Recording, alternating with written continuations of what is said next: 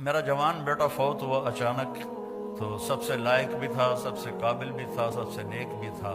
تو پہلی دفعہ مجھے یہ آیت سمجھ میں آئی کہ یعقوب اور یوسف کی جدائی ہوئی، دونوں کو غم ہے، بیٹے کو بھی غم ہے، باپ کو بھی غم ہے، لیکن بیٹا اندھا نہیں ہوا، باپ بیٹے کے غم میں اندھا ہو گیا۔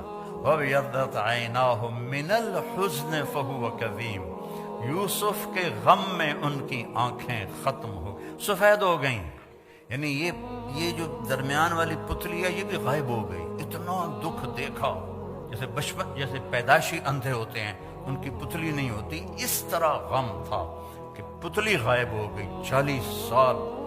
وَابْيَضَّتْ عَيْنَاهُ، تو بیٹے کے جانے کے بعد یہ آیت سمجھ میں آئی ہے کہ جو غم ماں باپ دیکھتے ہیں وہ اولاد نہیں دیکھتی ہے۔ ماں سامنے گئی، باپ سامنے گیا، چاچے سامنے گئے، تائے سامنے گئے، کزن سامنے گئے، لیکن عاصم کا جانا کوئی اور طرح کا ہی تھا۔ اللہ کسی کو یہ دکھ نہ دکھائے۔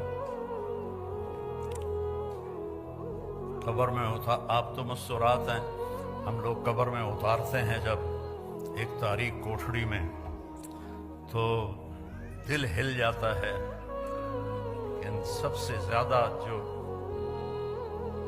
دل ٹوٹا اور بکھرا وہ اپنے بچے کی قبر میں جاتے ہوئے دیکھ کے ٹوٹا۔ تو یوسف علیہ السلام کے لیے یعقوب علیہ السلام کی آنکھیں سفید ہو گئیں، لیکن اپنے بچوں کو ایک دفعہ بھی نہیں کہا کہ تم نے میرے بیٹے پر زیادتی کی اور اس کو تم نے تباہ کر دیا، ایک دفعہ بھی۔ آخر کار یوسف بھی مل گئے اور بچوں کو بھی توبہ کی توفیق نصیب ہو گئی۔ بچہ برائی کرے، غلط کرے، بچی کرے، اس کو سینے سے لگاؤ، اس کو پیار دو، آپس میں بھی پیار محبت سے رہو۔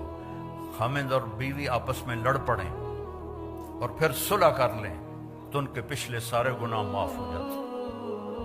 اللہ کو یہ اتنا پسند ہے یہ عمل۔